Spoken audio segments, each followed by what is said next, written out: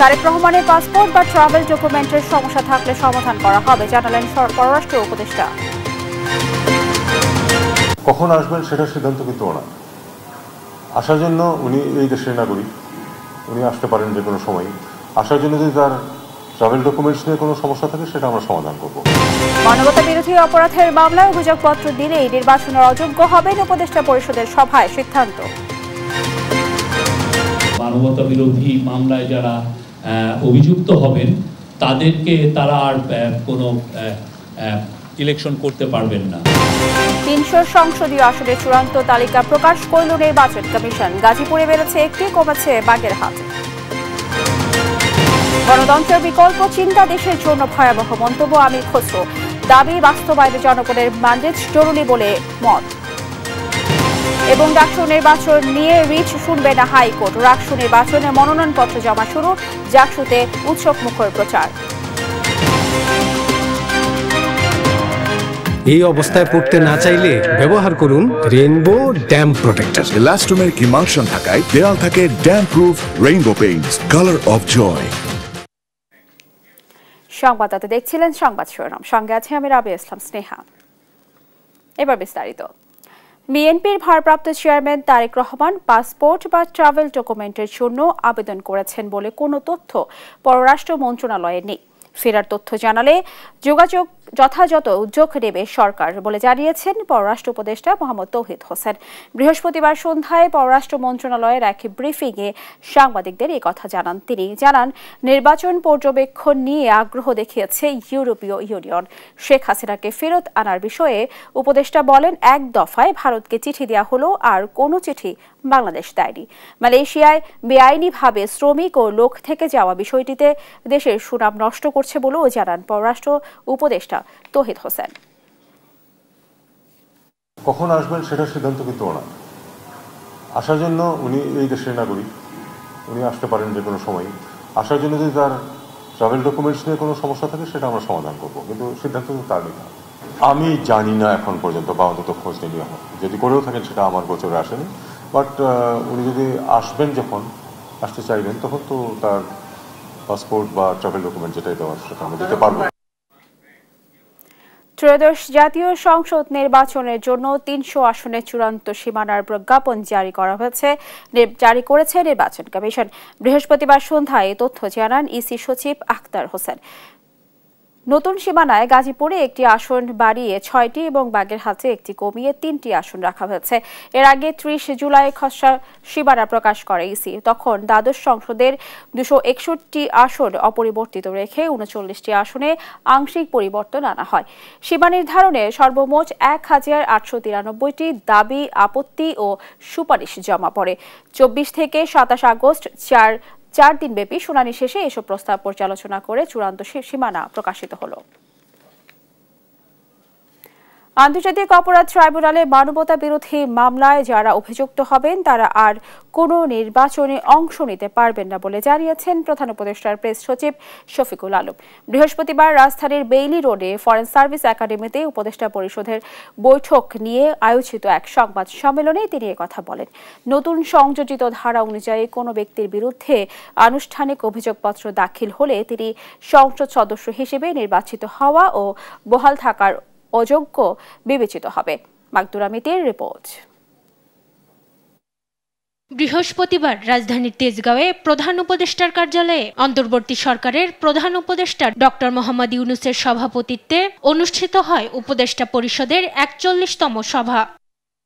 সভায় বিদ্যুৎ বিভাগের বেসরকারি অংশগ্রহণে নবায়নযোগ্য জ্বালানি নির্ভর বাণিজ্যিক বিদ্যুৎ উৎপাদন নীতিমালা, টেলিযোগাযোগ নেটওয়ার্ক ও লাইসেন্সিং নীতিমালা এবং আন্তর্জাতিক অপরাধ অধ্যাদেশ ২০২৫-এর খসড়া অনুমোদন দেয়া হয়। বৃহস্পতিবার ফরেন সার্ভিস একাডেমিতে উপদেষ্টা পরিষদের বৈঠকে আলোচিত বিভিন্ন বিষয় নিয়ে সংবাদ সম্মেলনে এসব বিষয় তুলে ধরেন প্রধান উপদেষ্টার প্রেস সচিব শফিকুল আলম। বলেন, উপদেষ্টা পরিষদের সভায় আইসিটি আইনের সংশোধনীর ফলে আন্তর্জাতিক অপরাধ ট্রাইব্যুনালে মানবতা বিরোধী মামলায় যারা অভিযুক্ত হবেন তারা আর কোনো নির্বাচনে অংশ নিতে পারবেন না। আইসিটি মামলায় যারা মানবতা বিরোধী মামলায় যারা অভিযুক্ত হবেন তারা আর কোনো ইলেকশন করতে পারবেন না অভিযুক্ত যারা হবেন, সেটা একটা আজকে ডিসিশন ছিল। অধ্যাদেশটির মাধ্যমে আন্তর্জাতিক অপরাধ ট্রাইব্যুনাল অ্যাক্ট 1973-এ নতুন সেকশন 20C যুক্ত করা হয়েছে। নতুন সংযোজিত এই ধারা অনুযায়ী কোনো ব্যক্তির বিরুদ্ধে আনুষ্ঠানিক অভিযোগপত্র দাখিল হলে তিনি সংসদ সদস্য হিসেবে নির্বাচিত হওয়া ও বহাল থাকার অযোগ্য বিবেচিত হবেন। বহাল থাকার অযোগ্য হবেন, এমনকি প্রজাতন্ত্রের চাকরিতে নিয়োগ পাওয়া বা অন্য কোনো পাবলিক অফিসে অধিষ্ঠিত হওয়ারও অযোগ্য বলে বিবেচিত হবেন। অযোগ্য হবেন। অন্যদিকে সাধারণ মানুষের ক্রয় ক্ষমতার মধ্যে ভয়েস কল ও ডেটা আনার দীর্ঘমেয়াদী পরিকল্পনা বাস্তবায়ন হবে বলে জানিয়েছেন প্রধান উপদেষ্টা ডাক টেলিযোগাযোগ ও তথ্য প্রযুক্তি মন্ত্রণালয়ের দায়িত্বপ্রাপ্ত বিশেষ সহকারী ফয়েজ আহমদ তৈয়ব। সরকারকে রেভিনিউ আর্নিং এ একটা মেজর শক না দিয়ে আমরা কিভাবে গ্রাহক পর্যায়ে ভয়েস এবং ডেটা, ইন্টারনেট এবং ভয়েস কলের দাম কমাতে পারবো। তখন আমরা যেই পথে হেঁটেছি সেটা হচ্ছে আমরা মধ্যস্বত্ব ভোগিতা কমিয়ে দেব এবং আমরা প্রতিযোগিতা বাড়াবো। এছাড়াও 2027 সালের মধ্যে বিদ্যমান সব লাইসেন্স নতুন কাঠামোয় নেওয়া হবে বলেও জানান তিনি। তারা এখানে নতুন লাইসেন্স নেবেন। আর যারা মাকদুরা মিতি, দেশ টিভি, ঢাকা। গণতন্ত্রের বিকল্প চিন্তা দেশের জন্য ভয়াবহ ক্ষতি নিয়ে আসবে, এমন মন্তব্য করেছেন বিএনপি স্থায়ী কমিটির সদস্য আমির খসরু মাহমুদ চৌধুরী। তবে কোনো রাজনৈতিক দলের দাবি না মানলে নির্বাচন গ্রহণযোগ্য হবে না, এমন দাবি অগণতান্ত্রিক বলে মনে করেন তিনি। দাবি বাস্তবায়নে নির্বাচনের মধ্য দিয়ে জনগণের ম্যান্ডেট নেওয়া জরুরি বলেই মনে করেন বিএনপির এই নেতা। সাইফুল রিপোর্টের প্রতিবেদন। জুলাই অভ্যুত্থানের বর্ষপূর্তি উপলক্ষে জাতীয় প্রেস ক্লাবে অভ্যুত্থানে ভূমিকা রাখা 3 চিকিৎসককে সম্মাননা ও আলোচনা সভার আয়োজন করে বাংলাদেশ জন অধিকার পার্টি। আলোচনায় অংশ নিয়ে বিএনপির ভাইস চেয়ারম্যান বরকতুল্লাহ বুলু বলেন, পিআরের নামে ফ্যাসিস্টদের রাজনীতিতে পুনর্বাসনের চেষ্টা মেনে নেবে না জনগণ। বাংলাদেশকে লুণ্ঠন করার যে প্রচেষ্টা চলছে, পিআরের নামে গন্ডগোল করে বাংলাদেশকে অরাজকতার সৃষ্টি করতে চান, তারা প্রকারান্তরে বাংলাদেশে জাতীয়তাবাদী শক্তির উত্থান চায় না। আর দলটির স্থায়ী কমিটির সদস্য আমির খসরু মাহমুদ চৌধুরী বলেন, নতুন বাংলাদেশ গড়তে মন মানসিকতায় পরিবর্তন জরুরি। গণতান্ত্রিক প্রক্রিয়া যত তাড়াতাড়ি আমরা যেতে পারি, নির্বাচনী প্রক্রিয়া অব্যাহত রাখতে পারি, এটা হচ্ছে কারেকশন প্রসেস, এটা হচ্ছে ফিল্টারেশন প্রসেস। এই প্রসেসের মাধ্যমে জনগণের চিন্তার প্রতিফলন হয়। আর দ্বিতীয় কোনো পন্থা নাই। যারা অন্য পন্থার কথা চিন্তা করছেন তারা অগণতান্ত্রিক চিন্তার মধ্যে ডুবে গেছে এবং এটা বাংলাদেশের জন্য ভয়াবহ ক্ষতিকর দিন আগামী দিনে নিয়ে আসবে। দাবি বাস্তবায়নে রাজনৈতিক দলগুলোকে নির্বাচনের মাধ্যমে জনগণের কাছ থেকে ম্যান্ডেট নিতে হবে বলেও মন্তব্য করেন তিনি।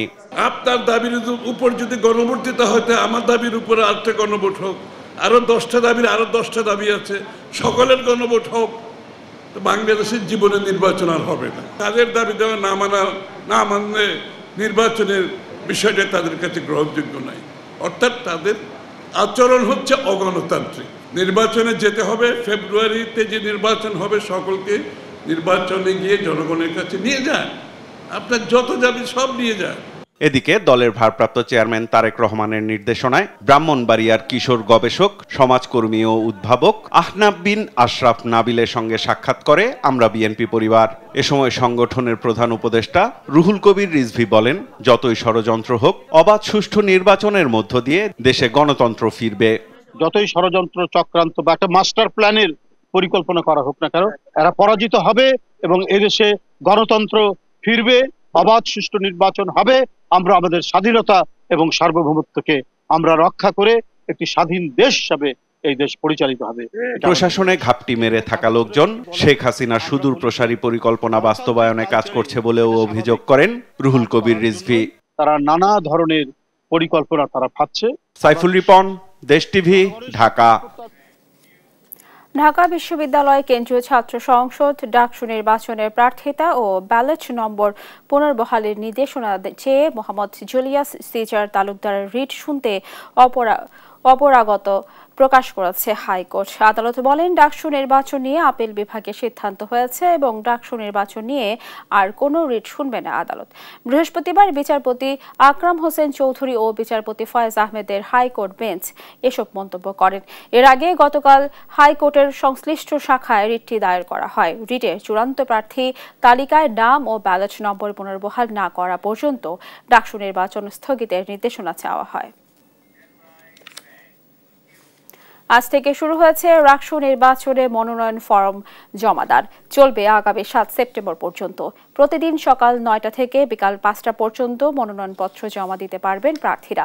এবার ডাকসু নির্বাচনে কেন্দ্রীয় ছাত্র সংসদ, সিনেট ও সিনেট প্রতিনিধি নির্বাচনে 479টি, হল সংসদে 17টি, আবাসিক হলে 764টি মনোনয়ন ফরম সংগ্রহ করেছে প্রার্থীরা।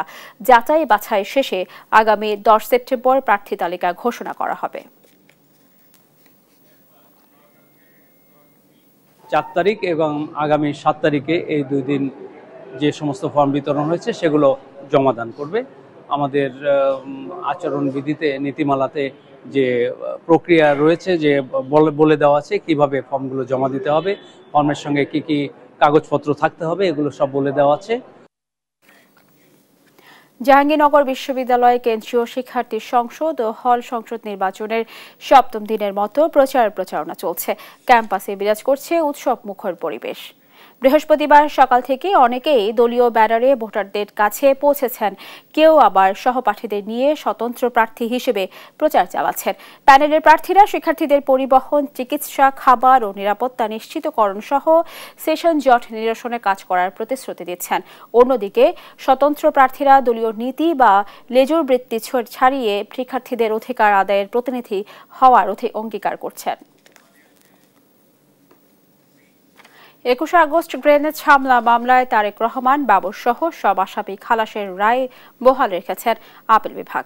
খালাসের বিরুদ্ধে রাষ্ট্রপক্ষের করা আপিল খারিজ করে দিয়েছেন। এই রায়ে সন্তোষ প্রকাশ করেছে আসামি পক্ষ। বলেছেন, রায়ের মাধ্যমে ন্যায় বিচার প্রতিষ্ঠিত হয়েছে। তারেক রহমান রাজনৈতিক প্রতিহিংসার শিকার হয়েছিলেন বলে জানিয়েছেন আসামি পক্ষের আইনজীবীরা। সাবরিনা মজুমদারের রিপোর্টে বিস্তারিত। 2004 সালের 21 আগস্ট ঢাকায় বঙ্গবন্ধু এভিনিউতে আওয়ামী লীগের রাজনৈতিক সমাবেশে গ্রেনেড হামলা ছিল বাংলাদেশের রাজনৈতিক ইতিহাসের অন্যতম ঘটনা। সেই হামলায় আওয়ামী লীগের 24 জন নেতাকর্মী নিহত হয়েছিলেন, আহত হয়েছিলেন 400-রও বেশি।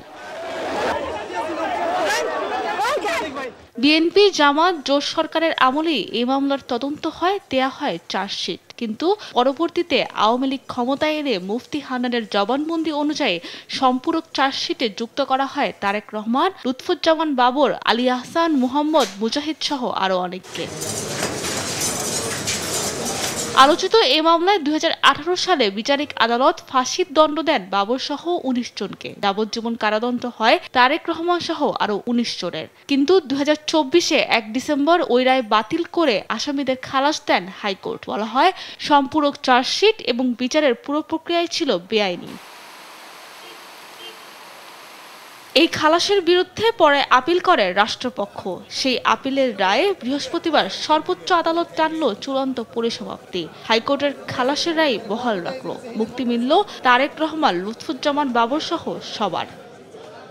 আবার প্রমাণিত হলো যে আইনের শাসন আছে, আর বিনা বিচারে অন্যায়ভাবে কাউকে ফাঁসি দেওয়া যাবে না, এটা আবার প্রতিষ্ঠিত হলো। ওয়াজেদ তার রাজনৈতিক উদ্দেশ্যে ব্যক্তিগত জিঘাংসা থেকে জনাব তারেক রহমান সাহেবকে অন্যায়ভাবে এই মামলায় অন্তর্ভুক্ত করেছিলেন। বাবরের আইনজীবীর দাবি, নির্যাতন করে আদায় করা হয়েছিল মুফতি হান্নানের জবানবন্দি। এছাড়াও অন্য 11 আসামির স্বীকারোক্তিও স্বপ্রণোদিত ছিল না। রেকর্ড করা হয়েছে সেকেন্ড কনফেশন। এইটা তখন ছিলেন তিনি কন্ডেম সেলে। কন্ডেম সেল থেকে এনে তার কনফেশন রেকর্ড করা হয়েছে এবং তাকে এক্সিকিউট করে ফেলা হয়েছে 342 জবানবন্দি দেওয়ার আগেই। সকল আসামির যখন 342 জবানবন্দি শুরুর কথা, এই সময় মুফতি হান্নানকে মৃত্যুদণ্ড কার্যকর করা হয়েছে। ফলে মুফতি হান্নানের 342 স্টেটমেন্ট এই মামলায় আসতে পারেন নাই। এই মামলায় কোনো আসামি কারাগারে থাকলে তাদের মুক্তি দেওয়ারও নির্দেশও দিয়েছেন আপিল বিভাগ। কন্ডেম সেল থেকে এনে তার কনফেশন রেকর্ড করা হয়েছে। সাবরিনা মজুমদার, দেশ টিভি, ঢাকা। শেখ হাসিনার বিরুদ্ধে জুলাই গণহত্যার মানবতা বিরোধী অপরাধের মামলার সাক্ষ্য গ্রহণ আগামী মাসের প্রথম সপ্তাহেই শেষ হবে বলে জানিয়েছে প্রসিকিউশন। এদিকে বৃহস্পতিবার এই মামলায় রাজসাক্ষী হওয়া চৌধুরী আব্দুল্লাহ আল মামুনকে জেরা করেন শেখ হাসিনার পক্ষ ট্রাইব্যুনাল নিযুক্ত আইনজীবী আমির হোসেন। তিনি বলেন, স্বীকারোক্তি দিয়েই পার পাওয়ার সুযোগ নেই মামুনের। সাবরিনা মজুমদারের রিপোর্টে বিস্তারিত। জুলাই গণ অভ্যুত্থানে দেশজুড়ে যে ব্যাপক গণহত্যা পরিচালিত হয়েছিল তার নেতৃত্বে ছিলেন সাবেক প্রধানমন্ত্রী শেখ হাসিনা। তারই নির্দেশে গুলি করে হত্যা করা আন্দোলন দমাতে সক্রিয় ছিল আইন শৃঙ্খলা রক্ষাকারী বাহিনী। বৃহস্পতিবার সেই বাহিনীর সাবেক প্রধান চৌধুরী আব্দুল্লাহ আল মামুনকে জেরা করা হয় আন্তর্জাতিক অপরাধ ট্রাইব্যুনালে। তাকে জেরা করেন শেখ হাসিনার পক্ষে ট্রাইব্যুনাল নিযুক্ত আইনজীবী আমির হোসেন। আদালতে জেরাকালে মামুন জানান, মূলত 14 সালের নির্বাচনের পরই ভেঙে পড়ে পুলিশের চেইন অব কমান্ড। তিনি বাহিনীর প্রধান থাকাকালে সরকার অনুগতরা স্বরাষ্ট্রমন্ত্রীর বাসায় বৈঠক করত গভীর রাত পর্যন্ত। তাদেরই অদৃশ্য ক্ষমতার বলয় ছিল বাহিনীতে। চেইন অফ কমান্ড ব্রেক করে পুলিশের কোন কোন অফিসার কিভাবে স্বরাষ্ট্রমন্ত্রী আসাদুজ্জামান খান কামাল সাহেবের বাসায় নিয়মিত বৈঠক করতেন তার বর্ণনা আবারও উঠে এসছে। মামুন জানান, বিভিন্ন বাহিনীর গোপন বন্দিশালায় বিরোধী পক্ষকে বন্দী করে নির্যাতন করা হতো সে খবরও তিনি জানতেন। কাদের ধরে আনা হবে, ক্রসফায়ারে দেয়া হবে, তাদের নির্দেশ আসত প্রধানমন্ত্রীর সামরিক সচিব তারেক সিদ্দিকের কাছ থেকে। এছাড়াও আন্দোলন দমনে মারণাস্ত্র ব্যবহার, হেলিকপ্টার থেকে গুলি ও ব্লক রেইডের সিদ্ধান্ত হয় রাজনৈতিকভাবে। আদালতে বলেন, মারণাস্ত্র ব্যবহারের নির্দেশ এসেছিল শেখ হাসিনার কাছ থেকে। প্রসিকিউশন বলছে, আগামী মাসের শুরুতেই শেষ হতে পারে সাক্ষ্য গ্রহণ। হয় এই মাসের শেষ সপ্তাহে অথবা আগামী মাসের প্রথম সপ্তাহে আমাদের প্রসিকিউশনের সাক্ষ্য গ্রহণ শেষ হবে।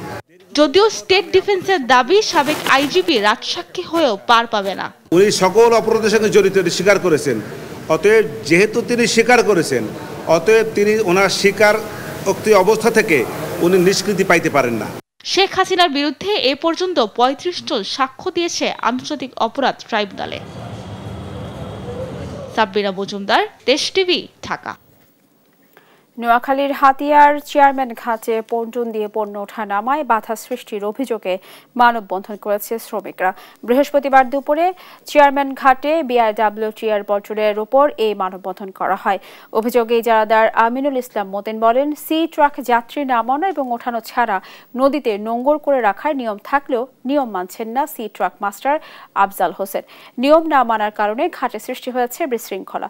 সি ট্রাক সরাতে অনুরোধ করা হলেও রাজি হননি।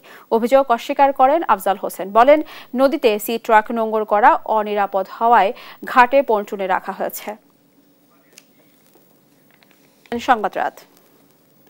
মিথ্যা হলফনামা দাখিল করে পূর্বাঞ্চলে প্লট বরাদ্দ নিয়েছে সাবেক প্রধানমন্ত্রীর বোন শেখ রেহানা, রেদওয়ানা মুজিব সিদ্দিক ও আজমিরা সিদ্দিক। বৃহস্পতিবার আদালতকে এমন সাক্ষ্য দেন এনবিআর এর 3 কর্মকর্তা। আর এই মামলার শেখ হাসিনার আইনজীবী হতে 4 আইনজীবীর আবেদন খারিজ করেন আদালত। বৃহস্পতিবার আসামিদের বিরুদ্ধে আলাদা 3 মামলায় ঢাকার 4র্থ বিশেষ জজ আদালতে 3য় দিনের সাক্ষ্য নেওয়া হয়। এএইচ শিবেরের রিপোর্ট। রাজধানী উন্নয়ন কর্তৃপক্ষ রাজুকের প্লট বরাদ্দের দুর্নীতির অভিযোগে সাবেক প্রধানমন্ত্রী শেখ হাসিনা, ছেলে সজীব ওয়াজেদ জয়, মেয়ে সাইমা ওয়াজেদ পুতুল এবং বোন শেখ রেহানা সহ অন্যান্য আসামিদের বিরুদ্ধে 6টি মামলা করে দুদক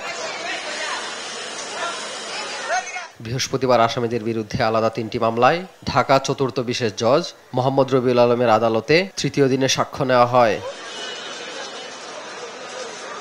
দুদক আইনজীবীরা জানান, শেখ হাসিনা ও টিউলিপ সিদ্দিকীর প্রভাবে পূর্বাঞ্চলে 30 কাঠা প্লট বরাদ্দ নেন আসামিরা।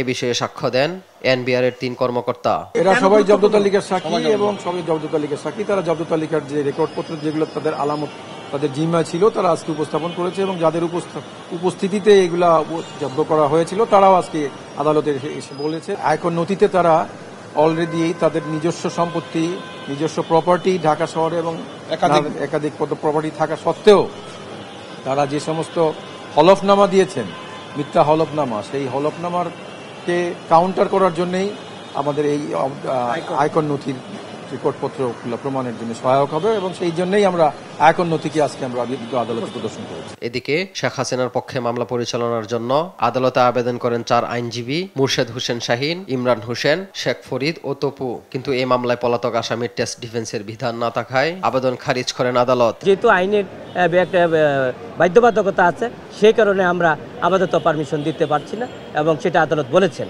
এর আগে রেহানার পক্ষ থেকে তৎকালীন প্রধানমন্ত্রীকে প্লট বরাদ্দের আবেদনের চিঠি এবং প্রধানমন্ত্রীর কার্যালয় থেকে সংশ্লিষ্ট মন্ত্রণালয়ের নিয়ম বহির্ভূতভাবে প্লট বরাদ্দের নির্দেশনা চিঠি দাখিল করেন আইনজীবীরা। এইচ হিমেল, দেশ টিভি, ঢাকা।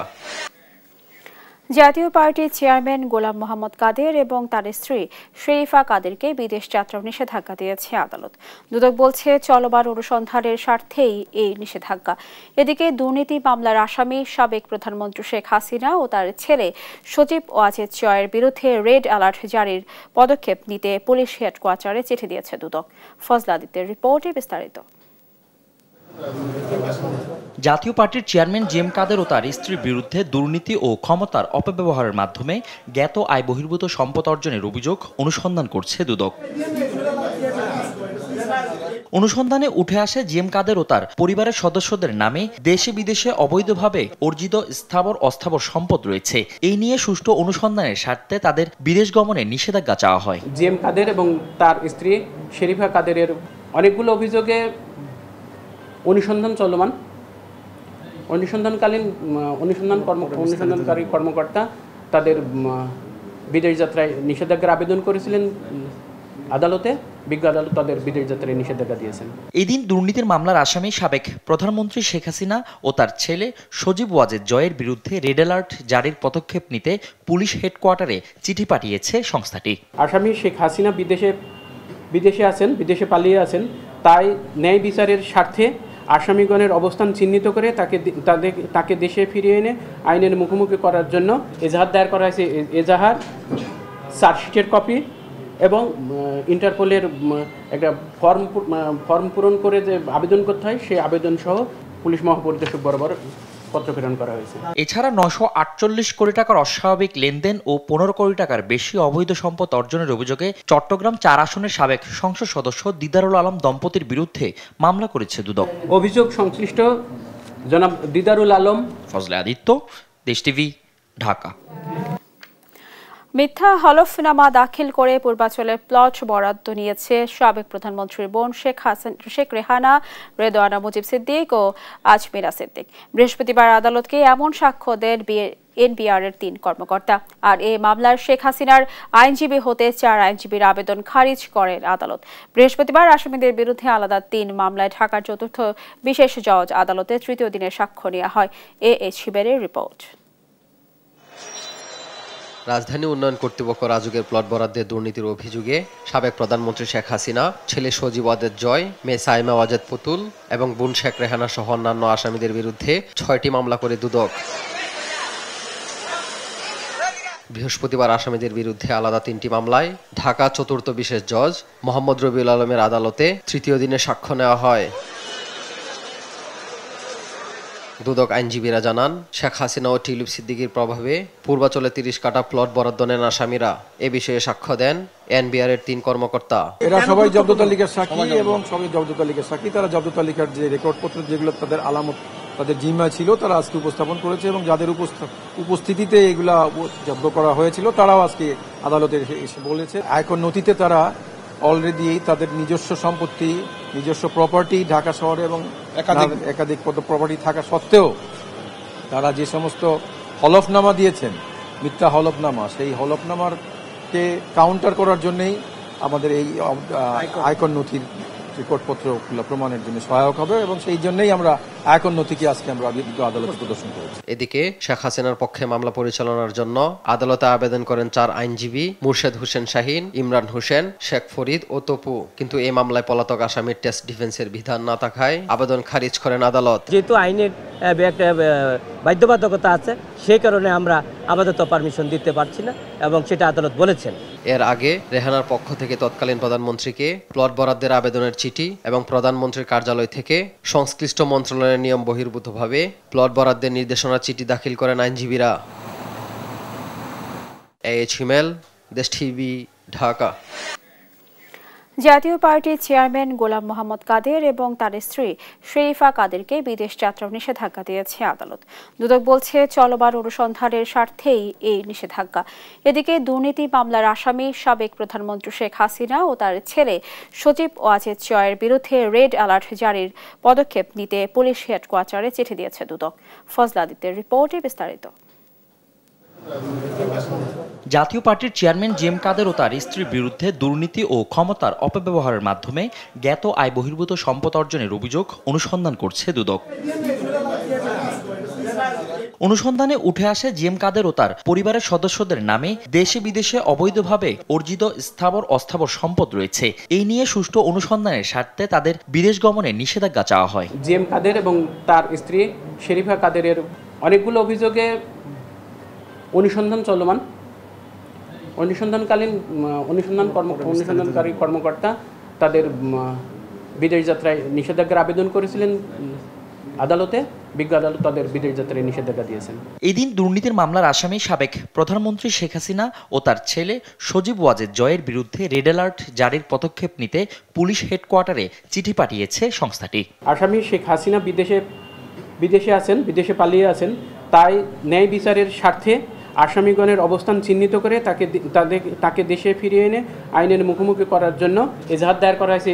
এজাহার, চার্জশিটের কপি এবং ইন্টারপোলের একটা ফর্ম পূরণ করে যে আবেদন করতে হয় সেই আবেদন সহ পুলিশ মহাপরিদর্শক বরাবর পত্র প্রেরণ করা হয়েছে। এছাড়া 948 কোটি টাকার অস্বাভাবিক লেনদেন ও 15 কোটি টাকার বেশি অবৈধ সম্পদ অর্জনের অভিযোগে চট্টগ্রাম 4 আসনের সাবেক সংসদ সদস্য দিদারুল আলম দম্পতির বিরুদ্ধে মামলা করেছে দুদক। অভিযোগ সংশ্লিষ্ট জনাব দিদারুল আলম। ফজলে আদিত্য, দেশ টিভি, ঢাকা। আধুনিক ব্যাংকিং সেবা প্রদানের প্রত্যয় নিয়ে কোনাপাড়ায় পুবালী ব্যাংক পিএলসির 510তম শাখার উদ্বোধন করা হয়েছে। বৃহস্পতিবার ব্যাংকের ঢাকা দক্ষিণ অঞ্চলের অঞ্চল প্রধান ও উপমহাব্যবস্থাপক মোহাম্মদ রফিকুল ইসলামের সভাপতিত্বে অনুষ্ঠানে প্রধান অতিথি হিসেবে উপস্থিত থেকে কোনাপাড়া শাখা শুভ উদ্বোধন করেন ব্যবস্থাপনা পরিচালক ও প্রধান নির্বাহী মোহাম্মদ আলী। তিনি বলেন, বাংলাদেশের অর্থনৈতিক উন্নয়ন, ব্যবসা বাণিজ্যের প্রসার এবং জনগণের সঞ্চয় ও বিনিয়োগ কার্যক্রমকে এগিয়ে নিতে ব্যাংকিং সেবার প্রসার অত্যন্ত গুরুত্বপূর্ণ। এই সময় বিশেষ অতিথি হিসেবে উপস্থিত ছিলেন উপব্যবস্থাপনা পরিচালক মোহাম্মদ শাহনওয়াজ খান। এছাড়াও সদরঘাট শাখা প্রধান ও ব্যবস্থাপক মৌসুমী রানী সাহা, সহকারী মহাব্যবস্থাপক মোহাম্মদ মিজানুর রহমান সহ অন্যান্যরা উপস্থিত ছিলেন।